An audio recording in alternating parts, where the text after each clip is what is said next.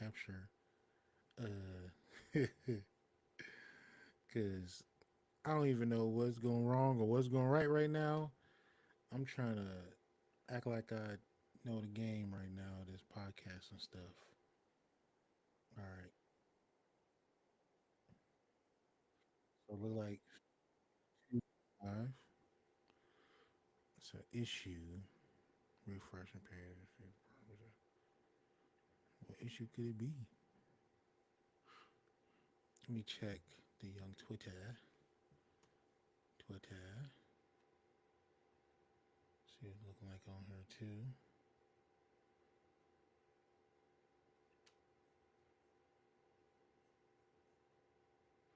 Oh snap! All right, that's a bet. And then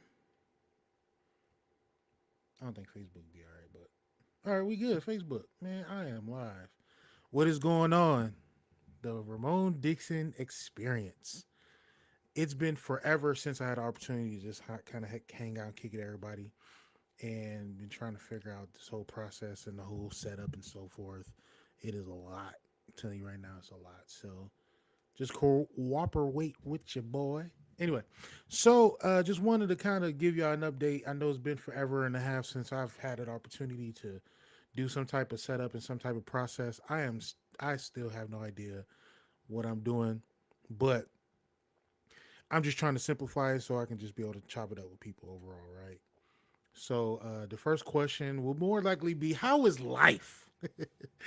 Life is cool, actually. I think the last time I remember doing something when I had a bunch of people on it at the same time, it was more based around like having a bunch of people talk about the different things going on in their life, the mental health episode, more based around people's mental wellness, right? And I think it was pretty dope, just because people had an opportunity to kind of give tips and ideas and their process and the things they were doing and so forth. And I actually thought that was kind of interesting. I think it helped out people. And some people came to me, was talking to me on the side afterwards, and they were like, "Yo, that was pretty dope." Because sometimes you want to be the glue. You want to have people meet other people, and somewhat for people not to feel like they're actually alone. And I think that's a very underrated part of it all. Like, no one wants to really feel alone what they're going through, and that really helped out. I felt so much better doing so. Well, for me, so I was happy to kind of be the tie in between everything else. So uh, what I'm trying to do right now is I'm just going to all the pages and try to see, make sure everything's muted, but I want to have an opportunity to see everything all at once. Um, I have an extra little screen right here, so like I said, y'all gotta cooperate with me real quick. And if you got any questions or something you want me to talk about, but I already have an idea what I'm gonna talk about, so I hear you at the same time. You know what I'm saying? I hear myself. All right. All right, that's a bet. Cool. All right. Got it.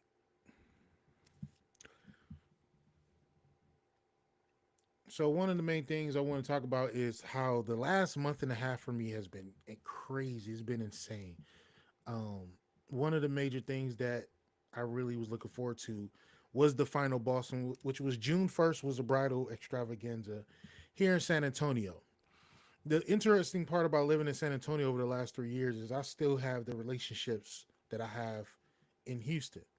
People able to talk to, chop it up with, people who would love to for me to go out there still do events. I know with Sarah, like she sometimes mentioned how, maybe slowly but surely start making my way not to go to Houston as much. Now, the first year I moved here, I did that a lot, but that was the only business and the only money I was going to be able to make at the time.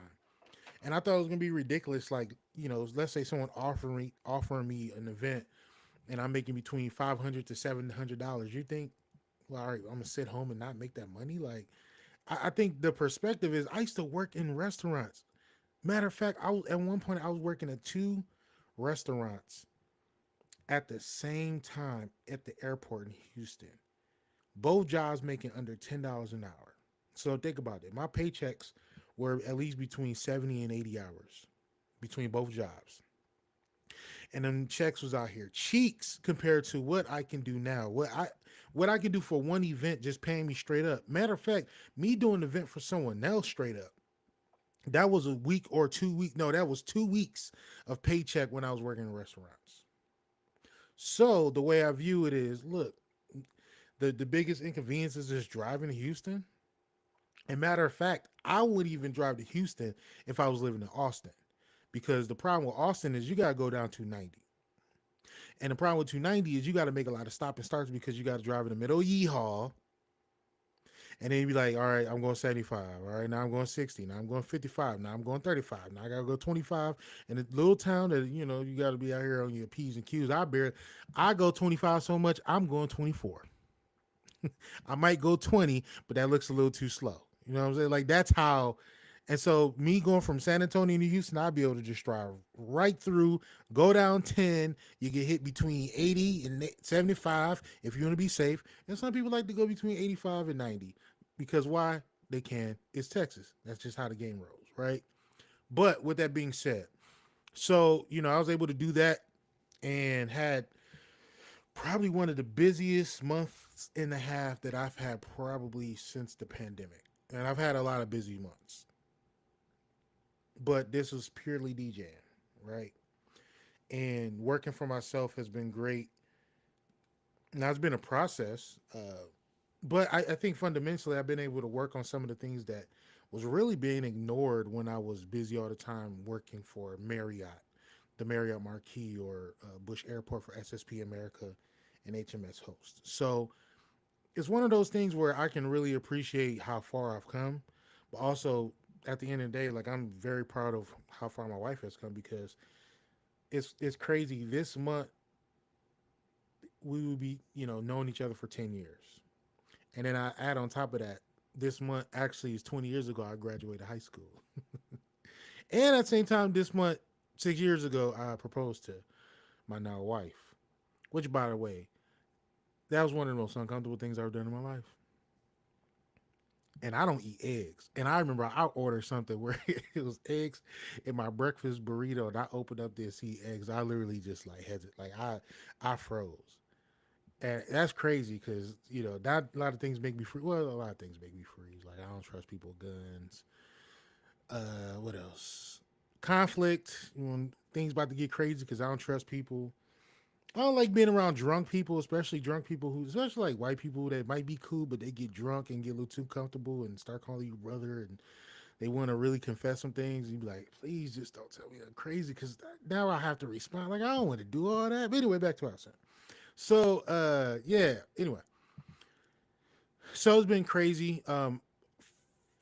I say out of the last month and a half, it's only been 1 week I didn't go to weekend. I didn't go to Houston, and that's because something was already planned for Fiesta with my wife, and I had an event on that Friday. But other than that, some of the schools out in the Magnolia area, it's a school out in the Woodlands, College Park High School. I still do their homecoming prom, senior skip day. They used to have like a freshman orientation early August, and it's crazy. I've seen probably three classes come in and come out. I know it's been over 10 years since I've been dealing with that school, so it's been pretty dope. And then the schools out in Magnolia, now they're expanding out to another school, a third junior high school or middle school, depending where you're from and how you put it. But and so now the principal I used to deal with at one of the schools, she's gonna be at the newer school, and then I'll be out there doing three schools. Now, who right now with the scheduling and everything, I just had the bridal extravaganza and some of the dates that's filling up. Who knows? Hopefully certain dates are still open. I have to, that's why I try to tell people, hey, the sooner you be able to give me a date, the sooner I have an idea what's going on per se. But overall, like, just to kind of give you an idea of what's going on with the wedding industry, I think that I had a discussion with one of the owners of one of the venues about an hour north from where I live, and it's been real cool. Like, and I remember we was talking. I did open house with them late January or was it early February, and I remember we was talking about how this year seems like it might be the first normal year in the wedding industry since the pandemic, before the pandemic, because people were so unsure about what was going to happen next and everything else going on. The thing that I will say about the industry is when you live in a Bible Belt, you live in Texas, man. Like you, that's not going anywhere. The idea of people getting married is not going anywhere. I know everybody online having these different things about their view of relationships. I still think relationships is over. I still think marriage can be overrated. Like nothing can change that point of view. But when it comes to the need of want and love and the steps that it takes to show your commitment to someone, that's not going anywhere. Plus, you in Bible Belt, so then you add the spiritual, the religious aspect to it, and then it's just one of those things. And when I seen an article talking about how in the next whatever few decades, marriage is gonna. It's like, nah, man. Like that's no, not even close. But with that being said, what the pandemic did do, and I know a lot of vendors had to reevaluate their process, the same way where the food industry had to reevaluate their process. But I think that what people have to remember is even if something new is going on, like the changes, it's a new change. I think that it will always have all the similarities. Like we think that way about technology and how people are. I don't think people really have changed per se. Like overall, like yeah, some things are a lot more comfortable, or people might seem more progressive or open minded about some things. But I think that what technology did was it made us think that, oh man, things are gonna be progressive and for the better. And they're like, it's gonna remain the same. It's just gonna be done differently. You know, um, once upon a time you had to cook and microwave in the stove, and you could make you had I'm cooking microwave in the stove. I'm bugging. Once upon a time you can make eggs on top of the stove, and then the microwave came out. Some people was making eggs in the microwave, and now some people making eggs in the in the air fryer. Like the common denominator is like, yo, they just try to cook something and eat it, right? I don't think the process changed. You're still gonna season it the same way. Still gonna, if you like your eggs runny, which is still wild because I don't eat eggs, and you out here. By the way, I'm all over the place, but I'm kind of just getting the idea how I'm gonna be about this. Before I get into just like my bridal extravaganza experience, because my first one. But my question is why? Imagine you going somewhere and you want this good ass burger, and you willing to pay $17 for this burger, which I don't think most burgers should be over $10, but besides the point. And then they tell you on the menu it's Applewood smoked bacon on this burger, and then the tomatoes, and the tomatoes, especially when you get mad and you look under the hood of your bun and you got the booty tomato on it. And then people not really using bib lettuce; they been lazy with the lettuce. And then we think that red onion, which is it's whatever, but whatever. And they like, I want a fried egg on it. Now, the thing about it is, I know how to cook some eggs pretty well. I don't eat it. I tell you this: if you put a burger and then you cut the middle of that yolk and it start the nose is running on the egg on your burger, it's like why did you have to do that? There was no reason. You know what? How about this? Take the egg, in the same way you might catch it on a the little the sausage McMuffin, the little say perfect square ass egg. Put it on your burger like that. Stop doing a fried egg and having the nose run on it. It looks disgusting. It might taste good because people like eggs. I'm just I'm pretty simple with it now. Give me meat, cheese, mustard, ketchup, bun. I think it'd be okay. Now, I will say that the one place that I kind of opened up more about was In N Out Burger. And the reason why is because, like, it's not as bad as you think. I actually appreciate that it's a consistently neat burger, and it don't cost that much. And then with the fries, I don't get the fries at all. But you can ask for your fries to be lightly fried. Lightly fried is basically saying, hey, you can get these fries normal. I don't know why they did this. It's kind of like a secret menu idea. Like, I want my fries lightly fried or something, whatever you say to them. Compared to the regular, they cook that thing till it look like it's crunchy. Like when you get like fried straws from a place, like fried, like it'd be hard, like a baseball bat ass fry, little mini fry, like anyway. So anyway, enough all that. So just kind of talk about the bridal extravaganza. It was my first one, and it's interesting because off the bat, the ideas and things I had in my head, what I wanted to do for the bridal extravaganza, I really been thinking about this the whole. I've been thinking about it all year. Early in the year, I made a commitment that I'm going to do it. I missed the one in January. I said, look, if I'm going to get where I need to go for DJ Ramon, I really need to do some deep looking into myself and how I want to move forward as DJ Ramon as an entity. There's been times where I thought about a name change, right? But for everything that I've done has really been about who I am and my personality. It's kind of like getting by off of vibes type thing, right? And even with some of the ideas, like if I was able to change the company name, what would it be? Like I have friends who, when they did their DJ company and they doing different things, within their entity, they have a specific name. In Style Events, which is Trey. Party Loud Events, AJ. Noro did the DJ event group. For me, it was just plain old DJ Ramon. And I can utilize it to my advantage, but also at the same time, you're wondering about what's going on out in the market. And you're just slowly keeping your ear close to talking to a few people. Since I've been here in San Antonio, I've met Chris from Future Sounds, talked to Walter and Vance from Toast Entertainment, talking to people like Travis and for Texas weddings and you know I think it was DJ Z or DB.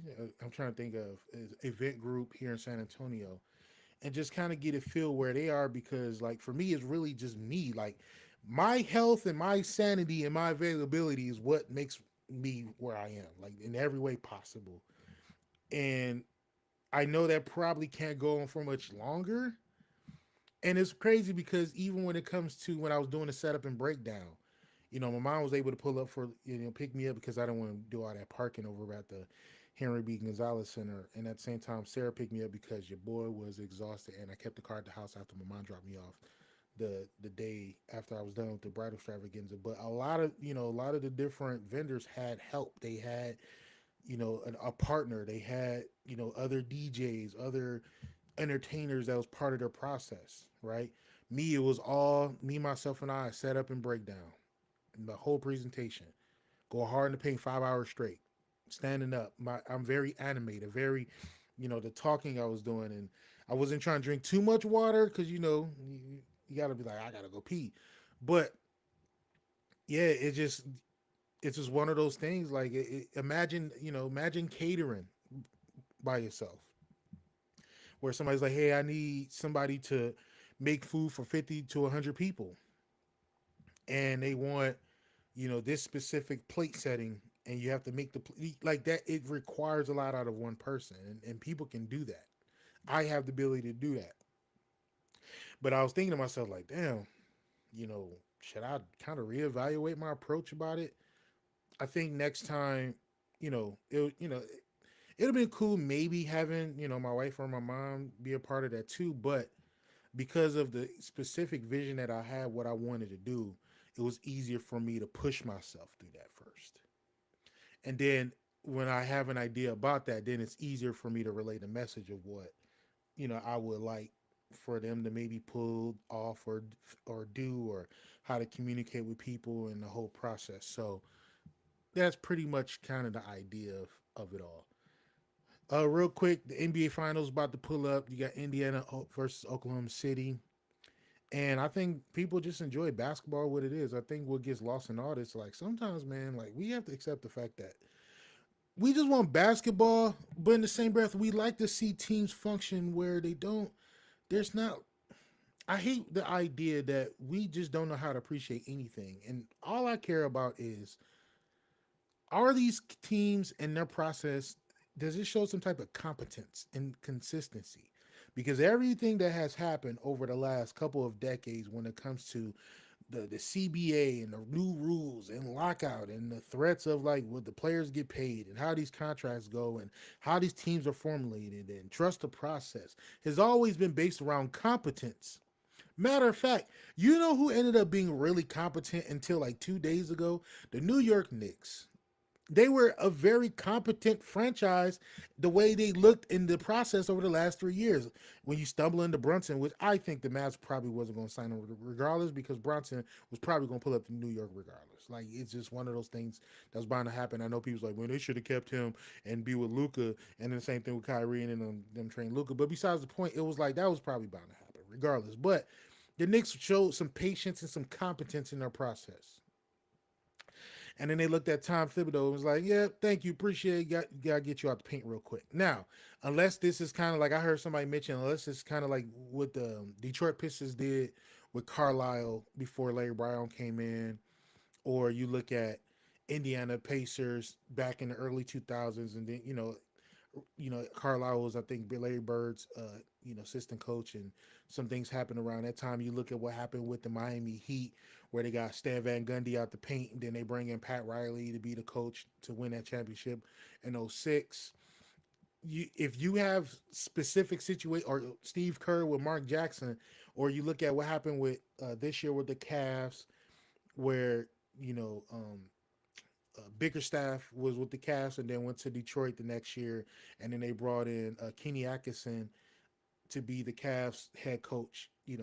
Even though they had success before, unless you have specifically something based around that for the Knicks, people are really uncomfortable with the unknown, especially because you just got to the Eastern Conference Finals and your dudes was exhausted. I seen something where they were talking about like if you look at the starting five of the Knicks versus the starting five with the Indiana Pacers, for the minutes logged between both teams in the playoffs at the time, the Knicks technically played like 15 more games than they did. Like dudes they had no legs, no knees, no hip. They were just tired, boss. I'm tired.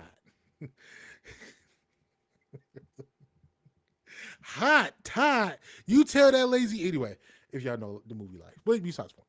So shout out to both teams making it to the finals in their process.